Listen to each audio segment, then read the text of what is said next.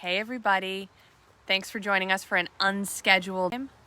We're having some bandwidth issues here. I don't know what the deal is, so hopefully this comes through without too much interruption. I've got one assistant with me here. Okay. You know what? I think it has something to do with where you're. What does it have to do? I don't know. I don't know why it's interfering with the Wi-Fi, but it seems to be interfering with the Wi-Fi when we've got what the problem is. All right, well, hopefully we can get this to work. We've got one assistant taking a nap and one assistant here joining me. She's having a late lunch. All right, go have some chicken curry and we'll read some books, okay? Mm-hmm. All right. So, the library is back open here in town, which is super exciting for us. So we've got loads and loads and loads of new books. So we're going to do a Paul Goble session today. We're going to see how many Paul Goble books we can get through. And what's really cool about Paul Goble is that he retells a lot of Native American stories from all different tribes all over the country. So I'll read you a little bit at the beginning of each book to tell you which tribes and which nations these stories are from. So we're going to start with Adopted by the Eagles first. And let's see, this one says, this is a Plains Indian story of friendship and treachery, told and illustrated by Paul Goble. And then there are some cool pictures if you want to check this book out at your library. It's kind of cool. They teach you about a game called P.T. Hesty, buffalo horn tips, and then about an eagle's wingbone whistle. And there are pictures of them and it tells you all about them. But they kind of don't have to do with today's story, so we're going to skip those. And then it says, so this story, Adopted by the Eagles, is from the Lakota tribe. And it said there are two main ideas inside this Lakota story which appear often in North American Indian literature: treachery between two warriors or hunters when they are far from home, and animals or birds who help people in need. Both were surely familiar ideas to our Stone Age ancestors all over the earth. All right, so that's the story behind the story. During the old buffalo days, two young men sometimes formed a special friendship. They became kolas, friends.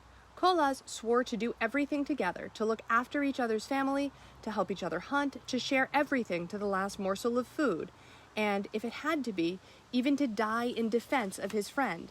They tried to keep the four virtues in their thoughts: bravery, wuhitika, patience, wawachintanka, kindness, wachantognaka, and wisdom, woskape. Being kolas was a difficult and sacred relationship. There were two young men called White Hawk and Tall Bear, Chetansa and Matohanska. They were kolas, friends.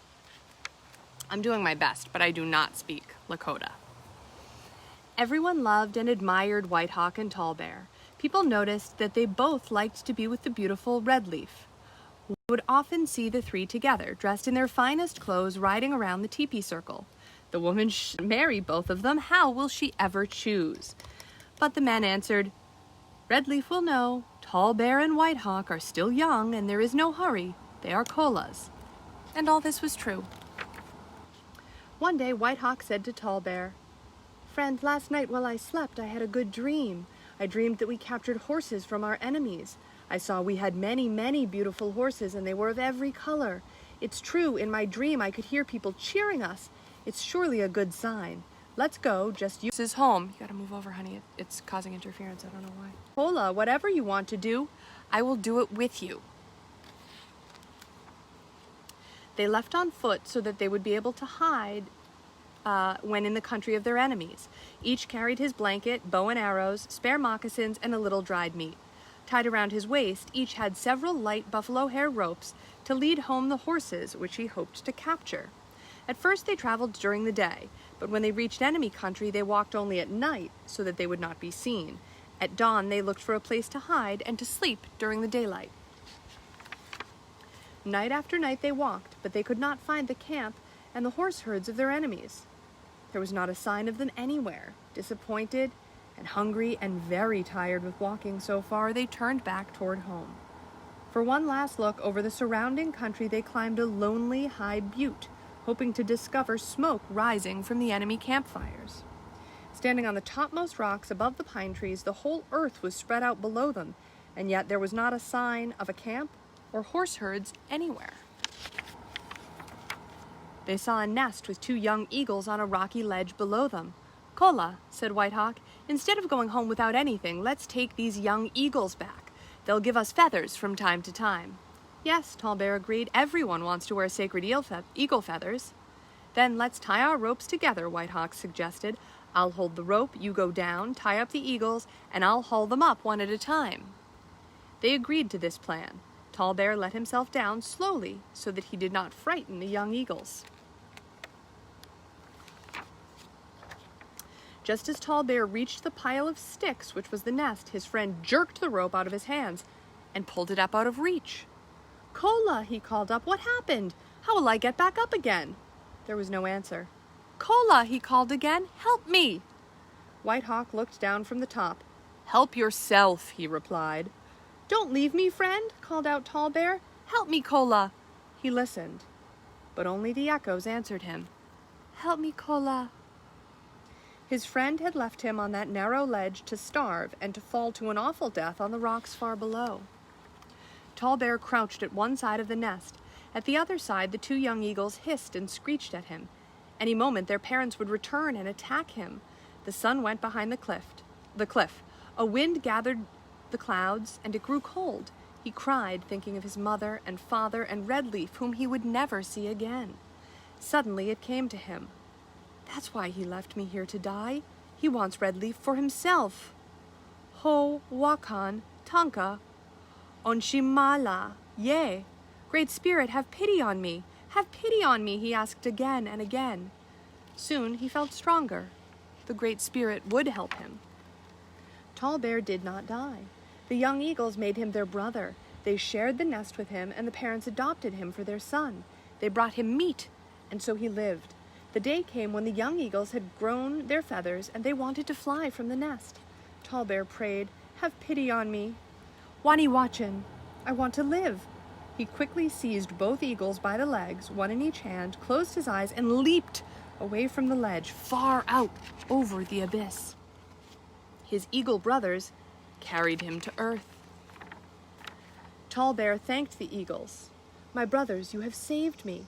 When the leaves fall, I will bring you gifts." By the time he reached home again, he was tired and hungry, and his clothes were tattered.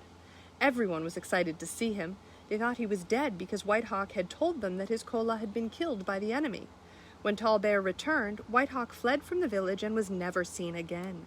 People wanted to pursue and kill him, but Tall Bear told them not to. "He is my Kola," he reminded them.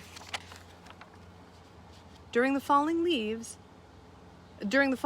moon, Tall Bear and Redleaf were married. Tall Bear told Redleaf, "I promised my eagle brothers I would return with gifts. Let's go together." He stood again on top of the lonely butte, Redleaf beside him. The nest was empty, the eagles gone. He took his pipe and offered it with outstretched arms to the sky. Turning, he gave the eagle's cry to each of the 4 winds. "Ee-ee-ya! Ee-ee-ya! Ee-ee-ya! Ee-ee-ya!"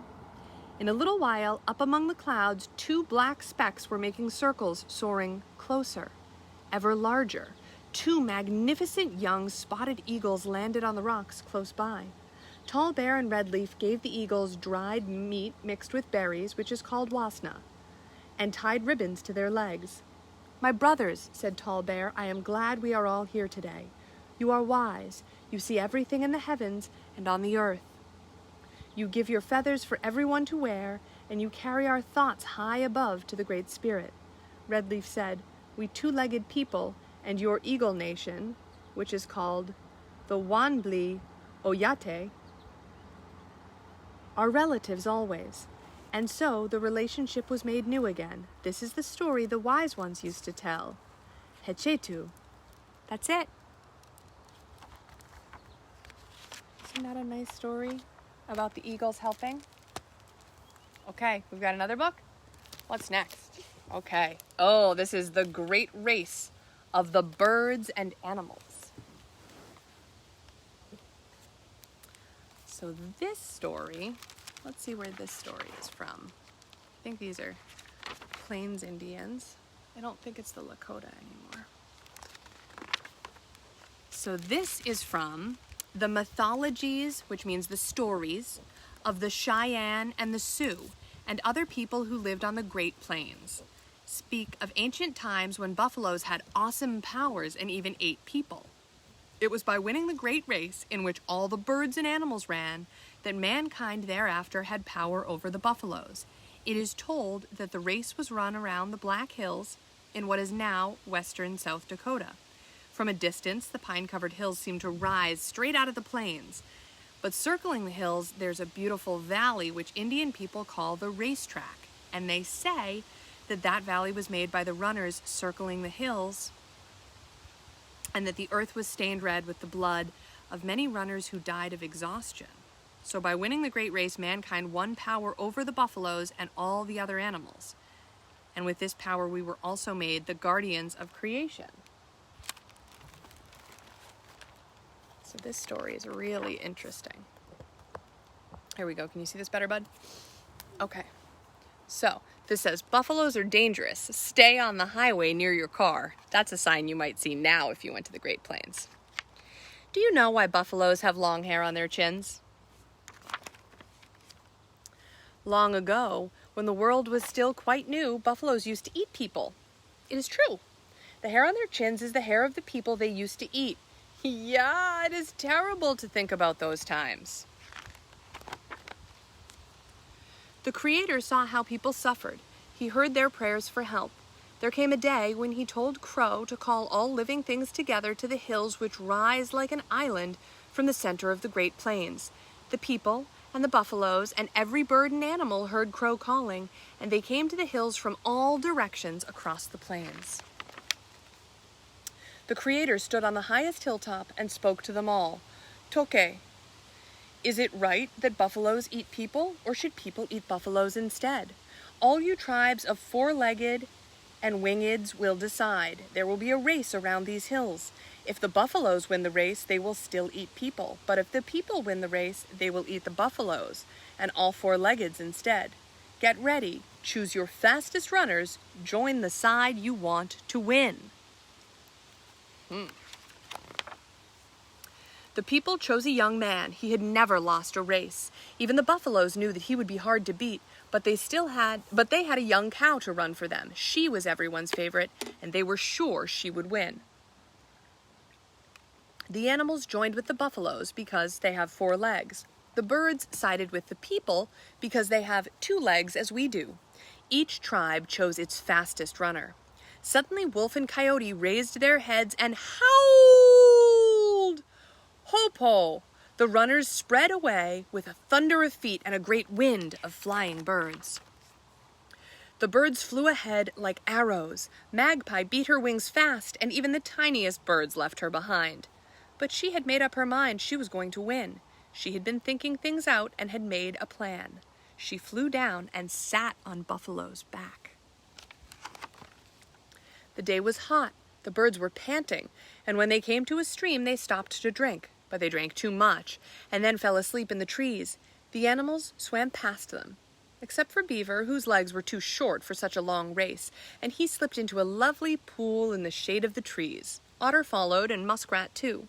Buffalo and the young man took the lead, and the larger animals were staying close behind. Magpie had not made a sound. Nobody had even noticed her sitting on Buffalo's back.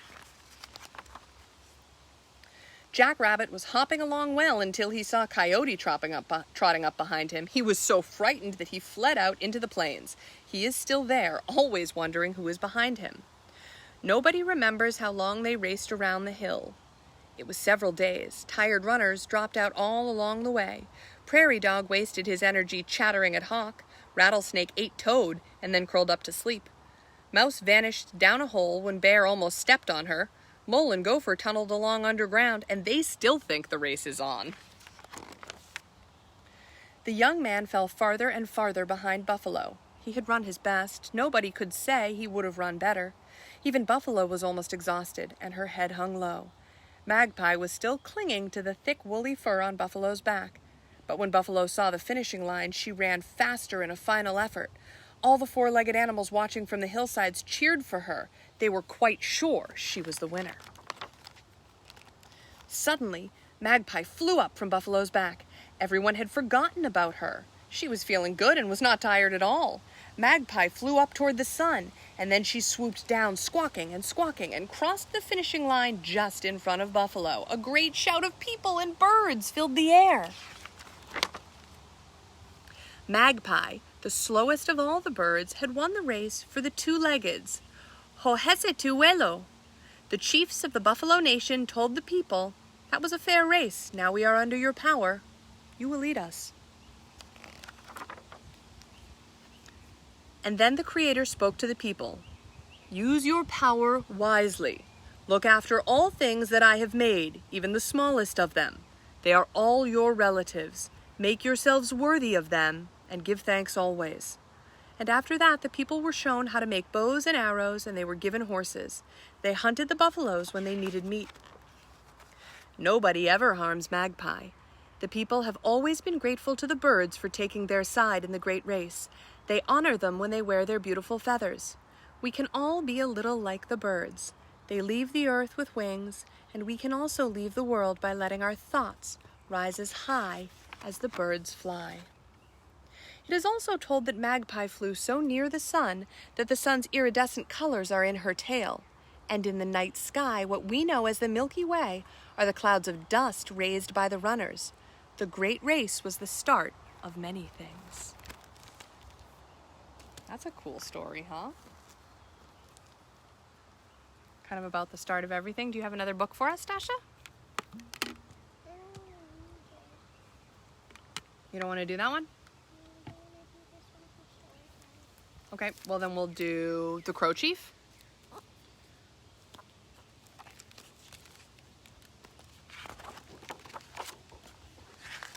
This is another story about buffaloes and crows. This is a Plains Indian story again. And let's see where it says this one comes from. So this story relates to one of the many wonderful triumphs of Falling Star, the savior. He's known to different peoples by such names as Stone Boy, Blood Clot Boy, Lodge Boy, or White Plume Boy. Henry Wadsworth Longfellow captured the spirit of similar achievements of an unspecified Iroquois or Ojibwa savior in his familiar Song of Hiawatha. Does anyone know that poem? We were saying we need to get that book from the library next. That used to be one of my favorites when I was a kid. The myths vary, but they all speak of the Savior's miraculous birth and his wisdom even as a little boy. So this story is far older than the coming of horses to the Great Plains when hunting buffalo became much easier. It dates from the time when it was often difficult to kill buffalo. But it doesn't say that this is any specific tribe, so it's kind of all of the Plains Indians that had stories like this. Caw-caw, caw-caw! You have heard those black crows talking to each other, caw-caw, caw-caw, all day long. Did you know that at one time crows were white? Yes, every member of the Kanji-Oyate, the Crow Nation, was white. It was long ago, long before people had guns or horses. It was when people hunted buffaloes with stone-headed spears and arrows. In these long-ago days, the Crow Nation once had a great leader. They called him Crow Chief. He hated people because he wanted to be chief over everyone, but he was friends with the buffaloes. Whenever he saw hunters leaving camp, he would fly off with his followers and warn the buffaloes. Caw, caw, caw! Hunters are coming! Save yourselves! All the buffaloes would run away. The hunters could never get near them, and so they did not bring home any meat. Nobody had enough to eat. If a buffalo was too slow, Crow Chief would fly down and land on its back and peck angrily. Caw, caw, caw! Did you not hear what I said? Hunters are coming. They will kill you. They will drink your blood. They will eat your kidneys. They will cut up your flesh slice by slice and dry it in the sun. They will use your shaggy robe to keep themselves warm in winter. Hurry! The hunters could never get near the buffaloes. Day after day they returned empty-handed. Children cried with hunger, but their mothers did not have any meat to give them. They prayed for help. Their prayers were answered. A young man called Falling Star came to the camp. He is always traveling from one place to another to rescue people who were in trouble. He listened to their story and promised to help. "Bring me a buffalo robe which has the horns and hooves attached to it," Falling Star told the people. "Pitch a teepee at the center of the camp circle and paint buffaloes on the outside. Tomorrow morning, let the hunters go out just as usual." When the sun was setting, Falling Star told the people, "Go to your teepees now. Put out your fires, close the smoke flaps, tie down your doors, and keep silence. Mothers, do not even let your babies cry." Falling Star chose a young man to go with him, and they shut themselves inside the painted teepee. Soon there were faint sounds of singing, the beat of a drum, rattles shaking. They were talking to the buffalo spirits. Early the next morning, Falling Star and the young man walked out of the teepee. They were hidden underneath the robe, pretending to be a buffalo bull. Crow Chief was still half asleep. He thought it was just an aged bull who had wandered off during the night and was plodding back to join the herd.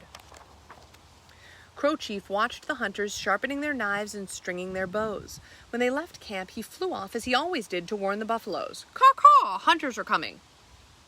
The herd started to run, and soon the sound of their hooves was like thunder as they stampeded away. Not the old bull. He fell further and further behind. "Are you deaf, you decrepit old bull?" Crow Chief screamed. "Run! If the hunters don't get you, the wolves soon will. Caw-caw! Hurry!" Crow Chief flew down and pecked angrily at the old bull's back. At that very instant, Falling Star reached up and caught Crow Chief by his legs. Yes, that wicked bird was a prisoner at last. They tied his legs together and carried him home upside down, squawking and swearing and furiously flapping his wings. Everyone gathered to decide what to do with the prisoner.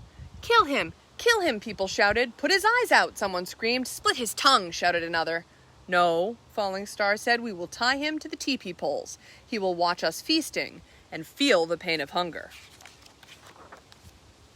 After that, the hunters brought home all the meat they could carry. Cooking fires were burning all day long. Everyone was happy, everyone feasted.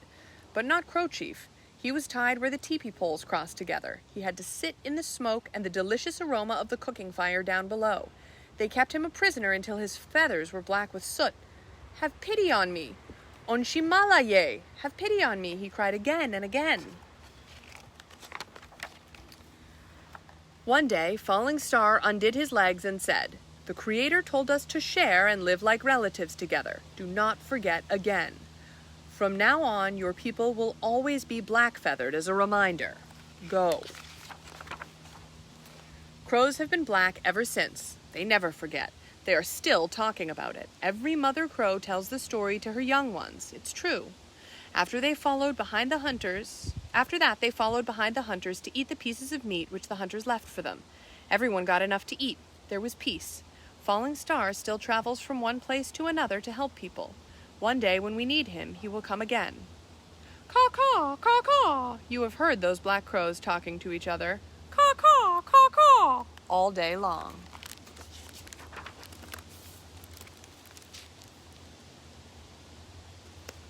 Do you have one for us, Steph? Okay. This one is Iktomi and the Buzzard.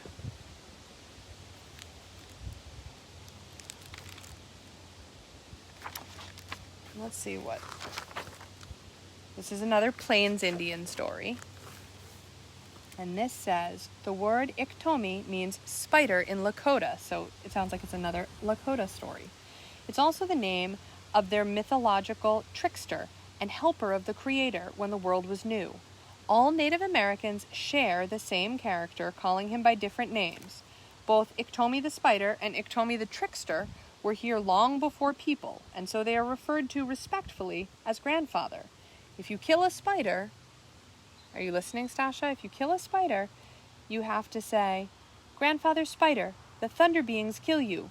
The spirit of the spider believes it is the lightning which killed him, and so he will not tell other spiders what you have done. In Lakota, what they say is, oh boy, here we go. Iktomi, tankashila, wakinyan, niktepelo. All right, so let's listen to the story of Iktomi. Iktomi was walking along, Every story about Iktomi starts the same way. Iktomi was walking along. He was going to the powwow. He was wearing his feathers for the eagle dance. I have an excellent self-image today. I bet the kids think I can't see anything under this mask. I can see better than eagle. I am chief of the Eagle Nation. My tobacco bag, my eagle mask, my eagle feather wings, my yellow silk shirt, my raccoon skin necklace with its bushy tail. Don't forget my bushy tail. My trade cloth leggings, my moccasins. People like to see me eagle dancing, he was boasting to himself. Sometimes I think I look just like eagle. Sometimes I think I look much better. Iktomi is such a braggart. He thinks so much of himself. I expect eagle wishes he had all my feathers. Am I an endangered species? Iktomi tried a few dance steps. I am Wandli the eagle. When I wear his feathers, see me soar above the buttes, high up close to Father Sun. I look down on the whole world. I glide over the plains. Look at me, everyone. What an imagination. This is eagle dancing as my ancestors did it, except I do it better. What a way to talk. Iktomi came to a river. It was much too wide to cross. Of course, he did not want to get his feathers wet. He sat down on the bank. Whatever shall I do now, he wondered. My day was going so well. Now I'll never get to the powwow. I'll never win all the prize money. Oh dear. I ought to be a duck dancer. They say Buzzard smells his prey. Prey. Did I forget my roll-on? Is he making jokes about deodorant? That's crazy. Iktomi spied Buzzard, or a turkey vulture, Carthartes ora, circling in the sky. Hecha, the buzzard, is forever making circles in the high above. He sees everything moving on the ground. He had been watching Iktomi all the while. You saw Buzzard, didn't you? Iktomi pretended to cry, but he was watching Buzzard's reflection in the water. Between his tears, he started singing. I am forever thinking, if only I could reach the other side. He sounded so terribly sad. Iktomi must be plotting something. Buzzard is no sparrow. He's only a bird. He believes anything I tell him. He sang it again and again. I am forever thinking, if only I could reach the other side. Buzzard circled lower and asked, whatever is the matter? Don't cry. Ah, hello, younger brother. Iktomi came up to Buzzard. You gave me a fright. I didn't know you were there. That is Iktomi, always telling lies.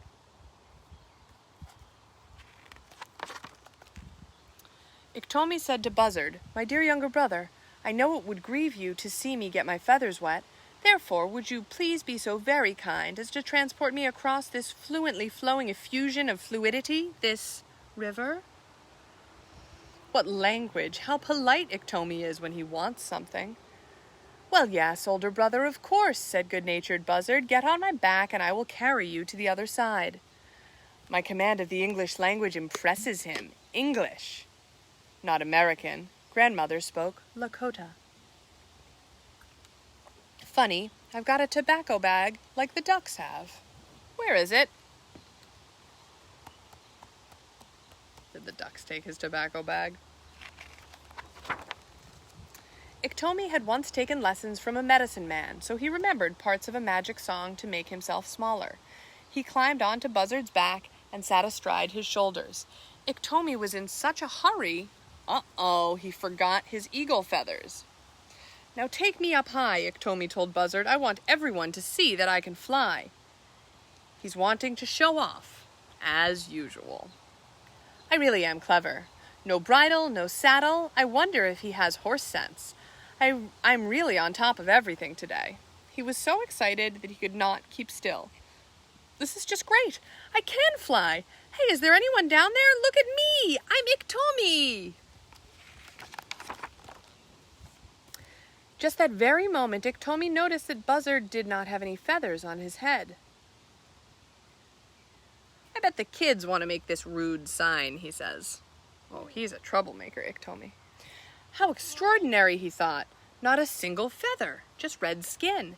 Iktomi was so amused that he almost fell off laughing to himself. He made rude signs, like this, behind Buzzard's head. Old baldy red skin, he chuckled to himself. And thinking he could not be seen, he amused himself making insulting gestures at Buzzard.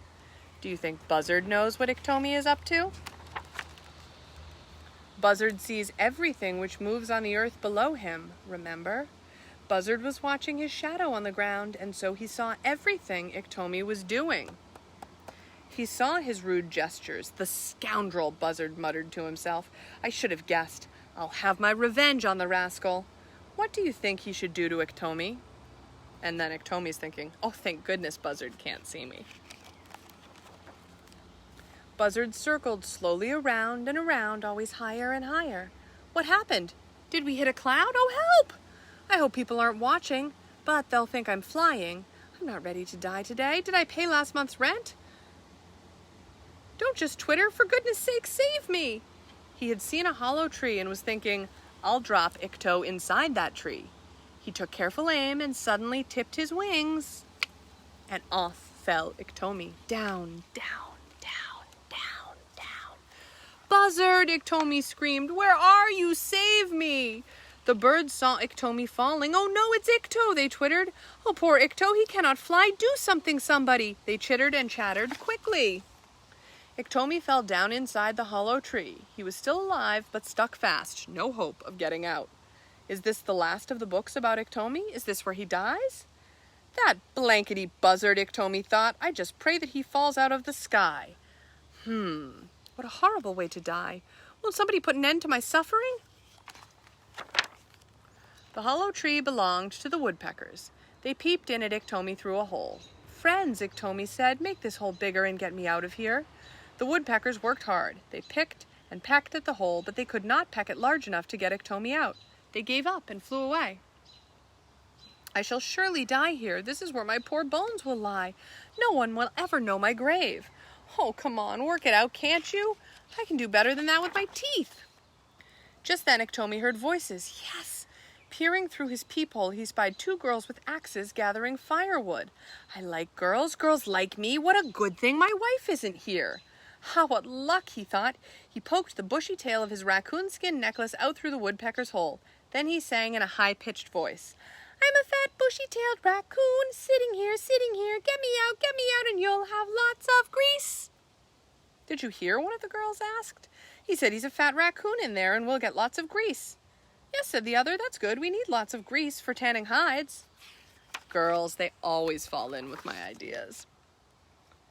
She pulled my bushy tail. Girls believe anything I tell them. She pulled at the raccoon tail, but Iktomi quickly jerked it back inside the tree. He sang again. I'm a fat, bushy-tailed raccoon, sitting here, get me out, and you'll have lots of grease. The girls chopped at the tree. Chip-chop, chop-chip, chip-chop, chop-chip, in time to Iktomi's singing. When the tree fell down, Iktomi clambered out. Whatever did you women do that for? He asked angrily. That was my house. Just look at what you've done. The girls ran away in a great fright. Laughing to himself and very glad to be free, Iktomi went on his way again. Let me think. Girls distract me. What was I going to do? An eagle feather. Oh, I should make another dance outfit. Can anyone guess what Ikto will get up to next? Probably more of the same, huh? Can we read the last book next to you, Sta? All right, one more Iktomi book.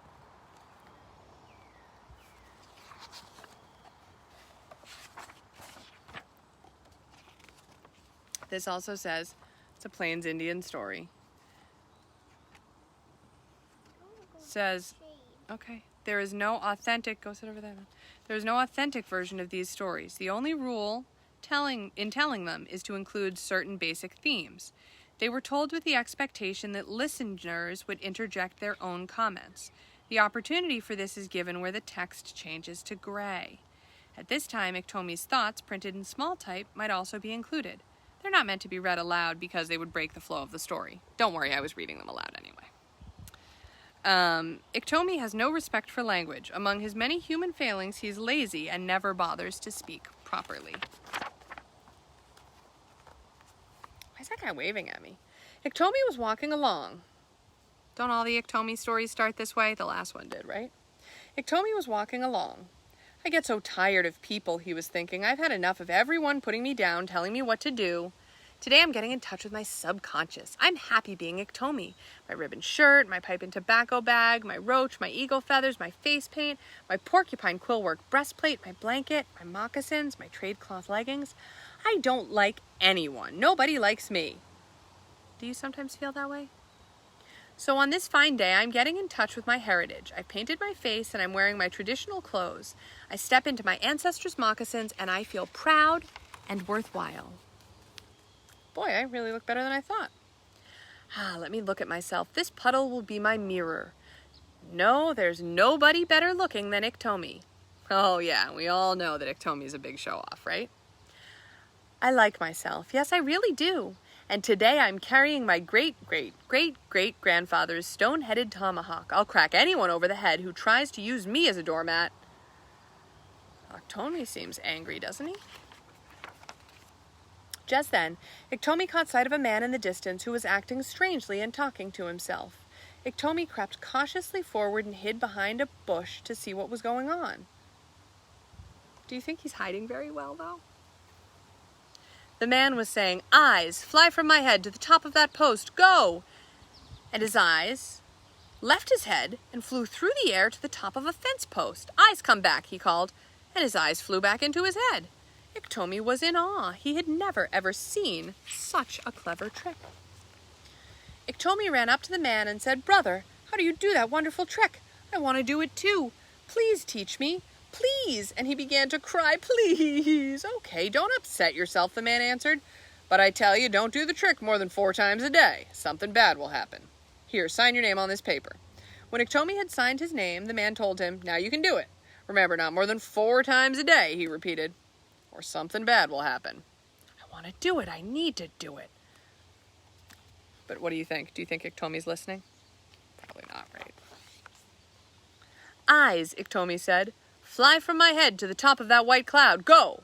His eyes left his head and flew to the air, through the air to the cloud. "Eyes, come back," he called, and his eyes came back into his head, and he could see again. "This is great. I can't wait to show everyone." That time didn't count. I was just experimenting. Is that what they said? Iktomi went on his way, happy with his new trick. He soon did it again. That's once, he told himself. But it's actually twice, right? He did it a 3rd and a 4th time. That makes 3 times, he said.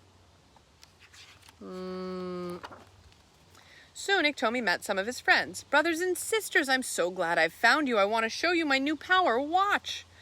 "Eyes, fly to the top of that tree. Go!" And his eyes flew to the very top. Everyone was amazed. But what do you think's going to happen now? Something bad, right? "Eyes, come back," Iktomi called. But they did not. "Eyes, come back now," he shouted. "Eyes, come back." "Oh, help, I can't see." He knew he had cheated on counting. His friends walked away. "Silly Ikto," they laughed. Squirrel, who was climbing in the tree, came upon Iktomi's eyes. "Chat, chat, chat, chat, chat. These look like Iktomi's eyes. He'll want them back one day. I'll store them in Woodpecker's old nest hole." Iktomi heard Squirrel talking. "Little brother, give me my eyes." But Squirrel was chattering, climbing here and there, and did not hear.